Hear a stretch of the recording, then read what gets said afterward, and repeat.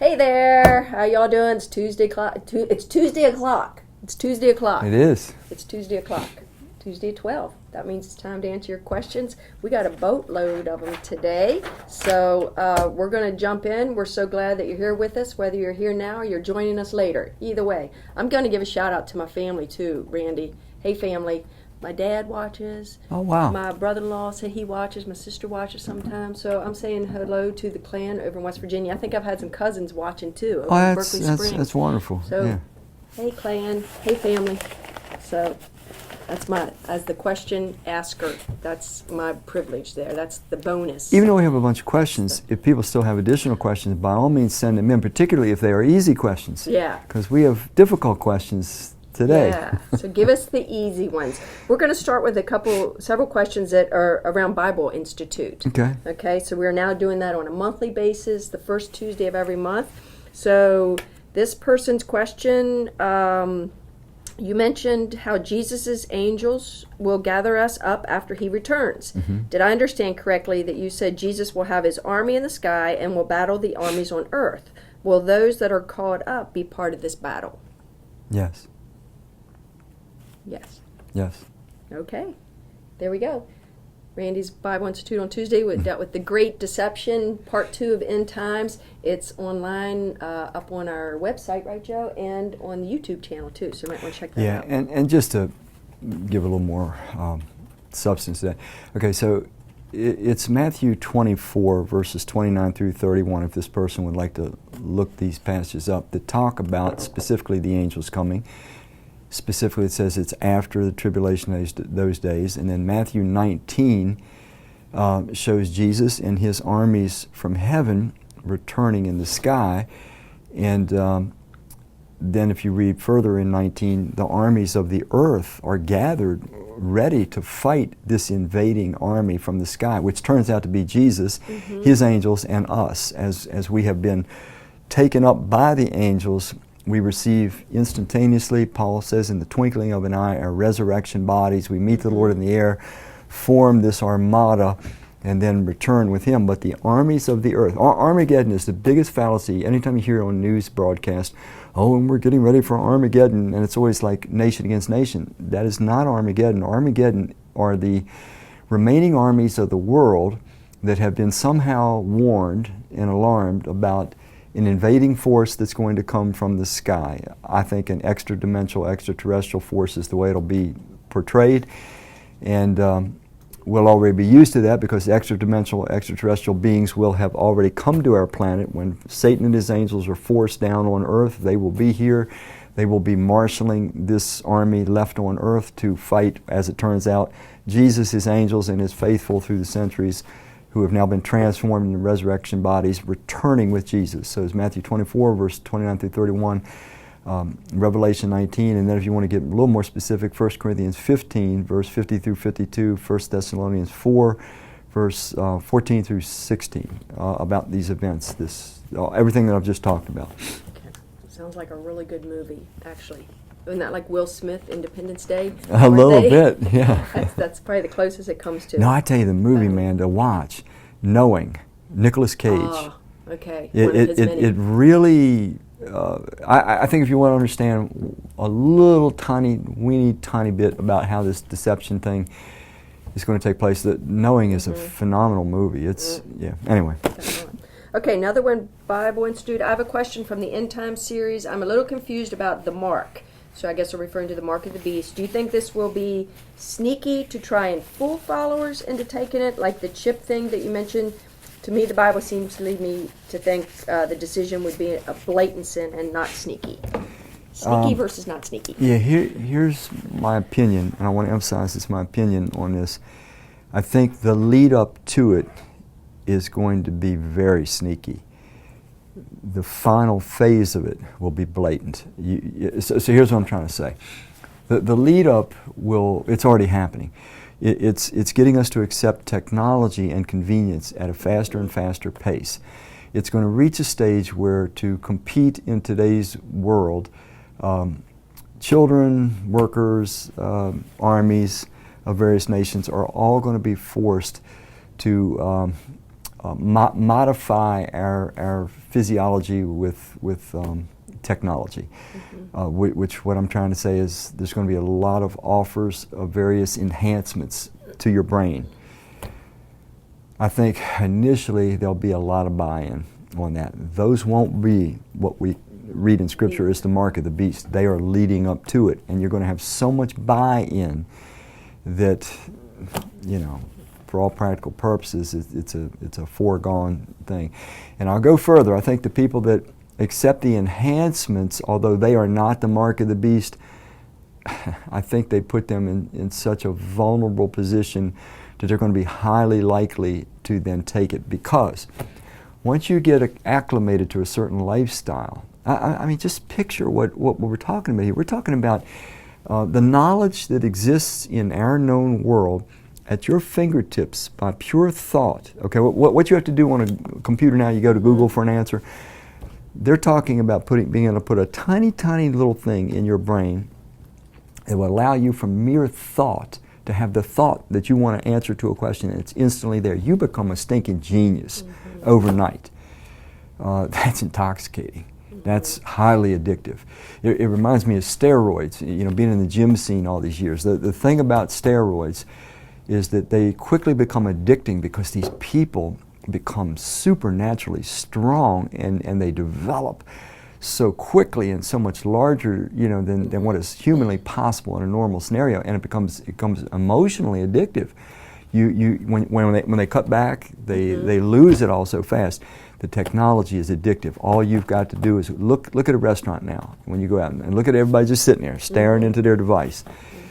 So the initial phase will not be the mark, but once it's all in place, and society for the most part has already bought into the technology, then it comes down, okay, now because the world is in a crisis, we have to redistribute the world's wealth, we have to make sure everybody survives, and so in order for you to continue to function by yourself, we're going to give everybody a certain drawing rights, you know, X number of drawing right dollars, and you've got to have, you know, your chip implant in place to get that. So that actual one is going to be very clear. Where you're yes. going to have to make a rejection announcement of Christ. It's going to call, yeah, it will require some kind of a blatant rejection of Christ, and I suggest all religions as we know it is probably the way it'll come down, and a dedication to something that'll sound really fuzzy and good, like the brotherhood of mankind or something, you know.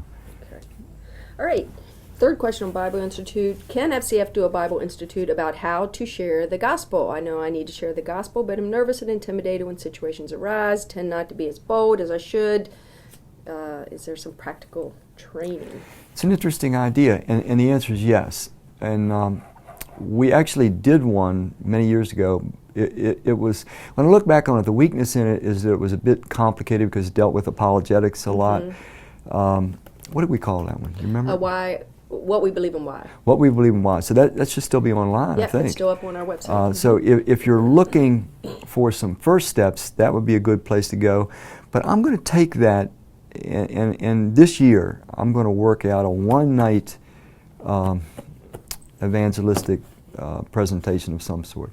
And I've kind of suggested some things before, but I'll put it all together. We'll do that this year, I think. Well, I don't know, the end of this year is coming up on us pretty fast, isn't it? Yeah, it is. Okay, it will be somewhere between the end of 2019 and the beginning of 2020. We'll get it in before summer. How about that? Okay, there you go. Before summer. We're already looking at summer next yes, year. Oh my goodness. Yes, it's Christmas. All right, it's Christmas already. Okay, here are just various other questions now. Actually, let's deal with this one. Where's the one about the Apostle John? Oh, here he is. Regarding some history and logistics, since John was in exile on Patmos, do we know how Revelation made its way to be the last book of the Bible? Was someone sent to Patmos to retrieve it? More of an overall question, where would it be, the book of Revelation? Where would it have gone to be added to the official version of the Bible? In other words, was there a central place where one or official version was kept and copies were made from? So. Yeah, there was not a central place. The various books of the New Testament, the 27 books, they circulated in the local churches. as far as the original manuscripts, as much as we would love to know, where they were and where they housed in one central place, there's no indication that they were. How the book of Revelation would have gotten from Patmos to circulate in the churches, we don't know the answer to that. There are some unknowns. The things that are, to me, more important is the extraordinary unity of the entire Bible, as well as the New Testament.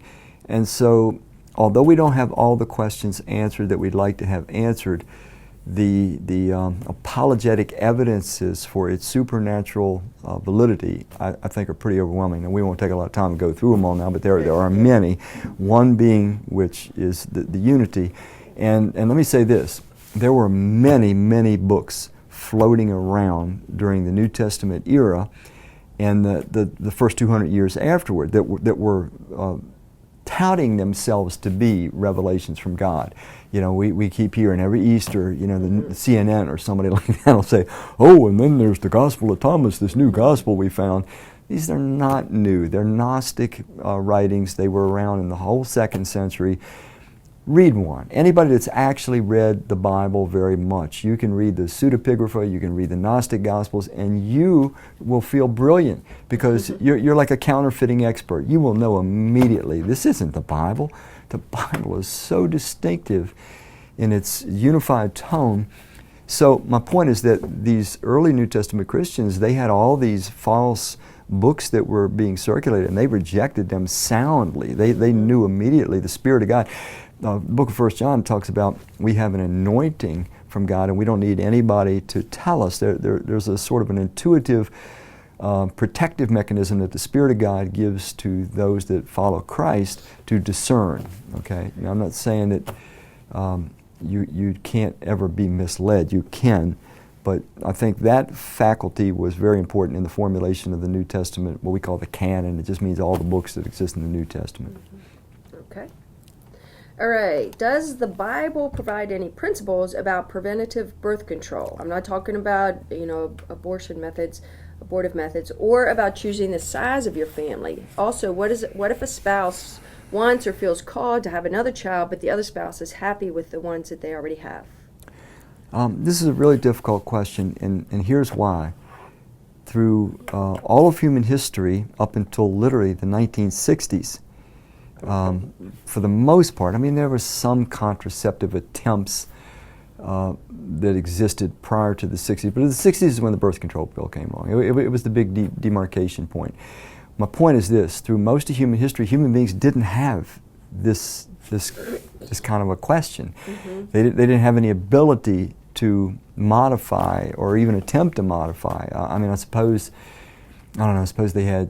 they watched cycles or something, and they tried using that method. What it's called, the rhythm method or something like that. I don't know. But so this is a peculiar issue to our time. The Scripture's pretty much silent on it.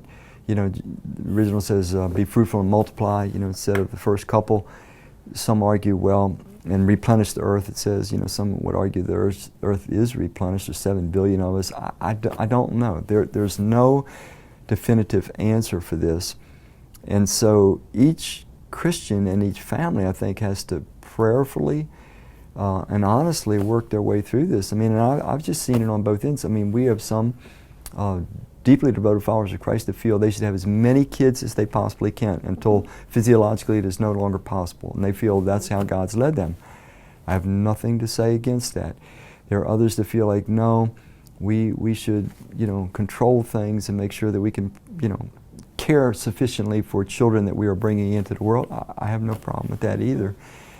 But if you think about it, of the 108 billion people who ever lived and died on planet Earth, they had no control over this, other than not come together in that fashion, if they were going to prevent having children.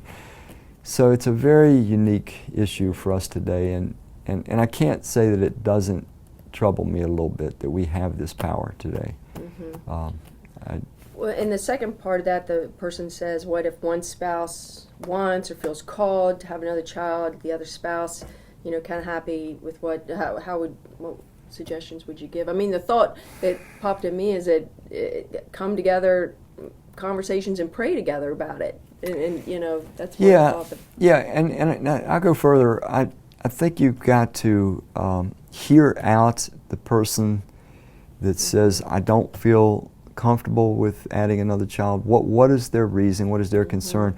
I think you also have to hear out. When somebody says to me, I feel called, what the heck does that mean? I mean, Christians bat around terms, oh, God spoke to me. Yeah, really? I'm not so sure I buy that. Unless he's speaking directly through his word, you know. So we Christians, we function on impressions and feelings and try to deify it, try to put it on God. I'm not saying that God might not want a family to have more children, but I don't know how he communicates that. I mean, there's no verse or chapter you can go to, thou shalt have 3 more children. I mean, it's just not there. So I think these kinds of things require honest, objective discussions, and perhaps you even need to involve other people that you admire and trust and who are wiser and get their objective feedback in it if you can't come to some sort of comfortable agreement between the two of you. So, tough one. Very tough. Yeah. All right. Here, this kind of deals with kids too. Someone says that they watched your testimony on that we did here one time on one of our sessions, so they watched it on YouTube. They're so glad you shared that. They'd love to hear how faith helped you find love and how faith is in your family. Here's a little bit more specific. I think family faith can be challenging, especially with older children. How'd you handle kids? Did you make them go to church as a teen? So I think that's our kind of zeroing question there. I believed that that as a Christian father, I had the role of being a benevolent dictator in my house. And I'm being sincere about this. I still think I believe that. I believe that's God's structure. Keyword benevolent. Benevolent, yes. And so there was never a question. If you were going to be in my household, our household goes to church. That's it. You get old enough to leave, you do what you want to do. I don't know that that's the right approach. I'm being kind of humorous but kind of sincere. Would I do it the same way again? Yes, I would. Is it right in every situation with every kid? Probably not. You know, it's tough today. I mean, I think that parents today face, each generation faces far more pressure. I think when I look back, it was easier bringing my kids up, far easier than what it is for parents bringing kids up today. And I don't want to scare families. I don't, you know, but it's true. The technology today is changed everything, because the governing reality, in my opinion, the governing reality of kids today, it's there. It's what comes out of that screen. Mom and dad and even school and even the people you hang with don't exert as much pressure as the people that come through that screen. And so this is different. No society has ever had to encounter this. So I wish I had great simplistic answers. I certainly don't think by any means I was the greatest Christian parent. Like any parent, boy, I can think back on many a miscue that I made. I think I did some things correct too, just by trying to follow God's guidance. So I don't know that I'd be the authority to look to for answers of those kind. Last night, my 7-year-old niece sat on my lap and took my phone, and in the midst of a conversation, she had gone to my app store, downloaded Subway Surfer, and was sitting there going, and I'm like, what'd you just put on my phone? And that was in a minute. And then her mom says, well, you don't have an iPhone, do you? And I was like, no, I have a Google Pixel, but she still navigated it to my Play Store and downloaded it. 7-year-old. Yeah. So. Well, and all kidding aside, this is the world we live in today. These kids are up against something that no human being has ever been up against, ever. I mean, this is. I'm not trying to sound like a fanatic, crazy, scaring everybody, but in my opinion, this is the powers of darkness pulling out all the stops because they know their time is short. They are doing things to our brains, and we don't even know what the end result is going to be yet. Yeah, it's hard for us as adults to manage these things, and then they're in the hands of young children. Yeah. Okay, I'm freaking out now, so let's go on to another question. Have you heard, oh no wait, here's another one with questions on kids. So, because someone asked, why has the child dedication been moved to Wednesday nights? Difficult for parents with small babies, earlier bedtimes, and so forth. And if you have out-of-town guests, but I think I can answer that one if you want me to. Go ahead. Yes. We used to do child dedications on Sunday mornings as part of our services, and basically it was kind of this tack on. Mm-hmm. You know, we have this service plan, and then okay, let's squeeze in a child dedication, and then we get it in there real quick during the offering, and it's done. You know, and our whole thing is we felt like we wanted to elevate really the whole experience for a family and how important it really is. And so connecting it with baptism is the perfect fit, because baptism are those who've chosen to trust and follow Christ, and it's their public proclamation, and so to speak. And then parents are making their public decision, if I want to raise my child to know Christ and to follow him. So they just went so well together, and we felt it made them much more special. So even though there's sort of these other issues that kind of do impact a little bit, we felt to say one night, this one opportunity, you come out and we just make it a more important standout kind of event. Yeah, and to add to that, I think it's an ideal situation to distinguish between child dedication and baptism, because a lot of people have come from backgrounds where infant baptism or christening is done. And so we're showing very clearly that these two things scripturally are miles apart. Yeah. You know. So. But it is unfortunate. I hear what you're saying, Yeah. that, you know, the little kids being up a little late, but it's only one time. Yeah. You know. Absolutely. Yeah. So, okay. Have you heard of the personality test called, is it Enneagram? Is that how you say it? Enneagram, something like that. One of those personality tests. It's a fad that a lot of people are jumping on, including churches and Christian ministries. But this person looked into the origin of the test and found that it has kind of a mystical and spiritual foundation. So do you think it should be used as an aid in churches? You know, we talked about this a little bit before we got to this question today, and you know, in the past we've used one of these with our staff, but it was not this one. It was one that was written by Christians for Christians, and we all found it to be helpful. But at the end of the day, honestly, it was fun and something to talk about. Yeah. You know, and there's multiple of these type of things out there. I'm not familiar with this one. I don't know about its mystical or pagan backgrounds or anything like that. But what I can say is this: is that all of these things are imperfect, but they can be helpful. They can help you to understand some things about yourself or about people you interact with regularly, so that you might be able to improve your approach and communication to them. The weakness I find in them is that we tend to forget what we learned really quickly, and maybe one highlight will stand out. Like me, the only thing I can remember is I was a lion, and I've got these certain traits, and I know that Thomas is a lion, so I know when he and I communicate, we have to communicate with that awareness of each other, you know. And so that was that one, what was it called? Ministry Insights, which was a cool one. You take about 10 or 15 minutes and answer questions, and 28 pages of information comes out. So they can be helpful, but they're not gold. They're not super duper good. They're not super duper evil. I don't know about this one, so I'm hesitant to say too much more than that. Yeah. All right, maybe we'll check out and see what, just out of curiosity, I might look it up to see. What was that? So it was lions, it was Lion, golden retriever, otter, and beaver. Beaver. Beaver's Yeah, the beaver was the real detail-oriented. The otter was the back-slapping Fun. Extrovert. The lion was the driven leader type. The golden retriever was loyal. Yeah. All right, last question here. Does FCF offer any resources for church members that may feel called to full-time ministry? We talked about this a little bit before this question came up here too, and the best thing that we've done through the years is, if you think that you're being led to full-time Christian ministry, do what this lady did with me way back probably in 1985 or 86.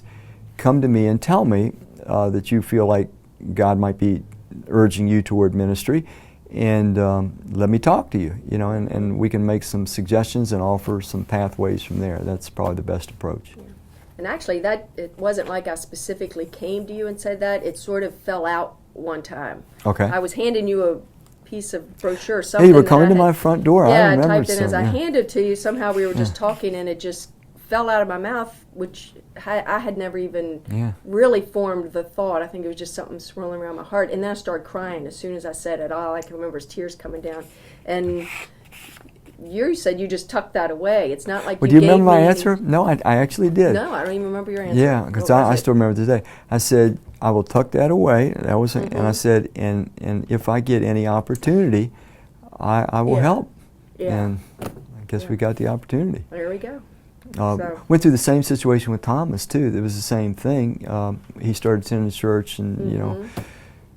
became converted, and then had a meeting with me, and it was so funny. I still remember this day, and I won't go through the whole story because there is a mystical element to it. But he was kind of restless and trying to say, and I finally said, Thomas, are you trying to tell me that you think maybe you're being called to full-time ministry? And he said, yeah, that's what it is.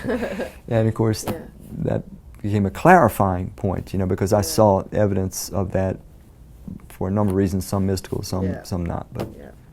All right. Well, that's the questions I have, Joe. Good. Let's go to Joe.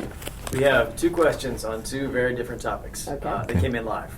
One, Peggy asks, on baptism, do you baptize anytime you are asked after someone accept Jesus in the Bible? Or do you make people take classes first and or join FCF as a church? okay, we don't make them join FCF. We don't make them take a class. I am uncomfortable with the language of accept Jesus. I would be interested in knowing what that means to this person, because the Scripture doesn't use that kind of terminology.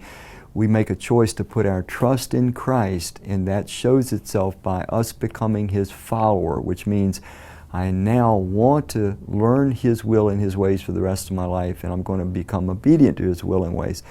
So I become a disciple. So baptism is only given to those who have trusted in Christ and become His follower or disciple. Other than that, we don't have any criteria. So I guess that's answering that question. Yeah, and I think the way that she worded it was accept, just because in the Bible a lot of times they would, they made this decision and they're theirs, so they go to the river directly and do it rather than going to wait. Oh, the time frame. That was the other Yes. thing. If someone came to me and said, I've made my decision to put my trust in Christ and become His follower, if I could, I would baptize them right away. But because of, life cycles and everything like that, logistics, we can only do it so often. Now we are changing it this year in that we're going to offer it quarterly. Mhm. We used to offer it twice a year, I Yeah. guess. So the baptismal numbers will probably be reduced, but the opportunities for baptism will be increased. Yeah. Yep. Just typing. Okay. Okay. So I hope that answered the question there. Moving on to the second one, we have somewhat off topic. They admit. What are your thoughts on the government finally admitting to the existence of UFOs and the recent rash of sightings up and down the East Coast? I think it's real significant, and this is why I referred to it in the Bible Institute. I referred to Lou Elizondo and another group of pretty high-level people that were with the government and who are now, you can go on the History Channel and you can see their programs. I think they made 6 of them, in which they take these very cases that the Navy has finally come forward and said, okay, we're going to let this be disclosed. We don't know what these things are, and they share the incidences. I think there is a contrived governmental decision to start to prepare society for this reality. I think that they have gradually, slowly brought us to this point where now disclosure is being made, and it's going to be made in a way that's going to have minimal ripple effects. Years back, there was this tremendous fear that the government had that this would create chaos in the world, that people would just panic. They have done a masterful job at bringing us to a very different place.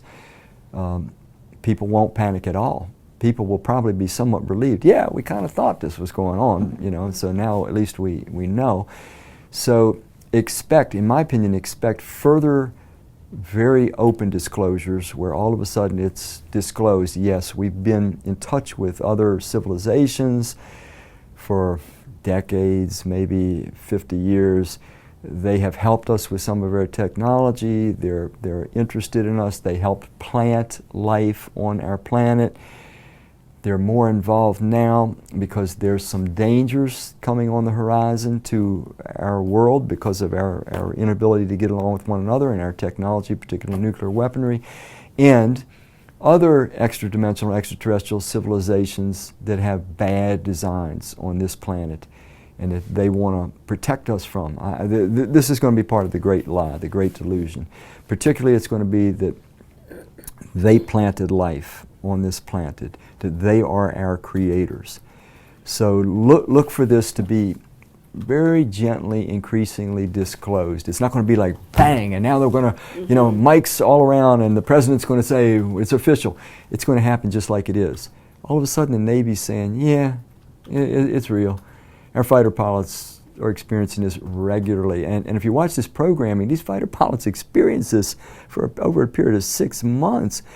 These devices that they were functioning with were traveling at speeds and doing maneuvers that nothing we have could make, and they were staying in flight for 12 and 13 hours. The fueling, we don't understand. How can a device traveling at this speed, which makes no vapor trail, no nothing, no noise, no engine noise, stay in flight 12, 13 hours? What kind of energy source? I mean, so there's so much that's now being disclosed, and the military is allowing it to be disclosed. The government doesn't do this kind of thing. I mean, Lou Elizondo and these guys that were with the government, and now they're saying that their conscience just wouldn't allow them to hide it anymore. They had to come for it. I don't believe that for a second. The military would kill them, or somebody kill them. The government wants this to be disclosed now because I think they know they're not going to be able to hide it for very much longer because we're coming close to Revelation 12:9, where suddenly Satan and 1/3 of his angels are going to begin to undergo God's judgment and be forced into our material realm. They're going to be forced down to this planet. And some kind of explanation's got to be given. Who in the heck are these entities? Where do they come from? What does this mean? Well, we're being prepared for it. We're being set up for it. And by the way, this is going to cause legendary deception because every religious writing on the planet will be easily disposed of. Every religious belief on the planet will be easily disposed of. It'll be that, hey, we're your creators. We started life on your planet. We have interacted with you periodically through the centuries and millennia. You all have tried to write certain things about us, and you have some truth in your various religious writings, but they're all wrong. They're all kind of right, but they're all wrong too, because now you know the truth is we are your creators. And so goodbye goodbye Quran, goodbye Bible, goodbye Beta, Vegeta, and all these weird Indian things. They'll all be tossed in the corner by multitudes. Not all, but by multitudes. Because everybody will go, huh, that makes sense. So gee, glad we know the truth now. So this is what we are being set up for. And the speed of technology and the speed at which these events are taking place should give us great alarm. Add to that the geographical, geopolitical occurrences in the Middle East, the Iranian situation especially, and the Syrian situation. We should be very, very concerned that that clock is starting to really move. If it were just minutes before midnight, which is what our own scientists have on the nuclear clock, I think it's like 3 minutes, 4 minutes before midnight. Well, that thing, in my opinion, is speeding up. If you want to hear more about that, go back and look at last Tuesday, October Bible Institute on our website. If you navigate to Bible Institute, you can find it. And Randy talks all about the Great Deception. Any other questions, Joe? So this week you're concluding the message series, Life in a Word. And the word is joy. And it will center around the Apostle Paul, and particularly his one epistle, the Epistle to the Philippians. He uses that word joy about 16 times in various forms of the word. And the context is interesting because the guy is in jail in Rome and he doesn't really know for sure if he's going to be released or executed. So that's the backdrop of his writing so profusely about joy and claiming to have it and claiming that it's an option for Christ followers to always have in spite of circumstances. So that's kind of the background. Okay. That's this coming Sunday. And so that's a wrap for today. That was a lot of questions. Good questions, folks. Keep your questions coming each week. We love answering them. And everybody have a good rest of the week. Take care.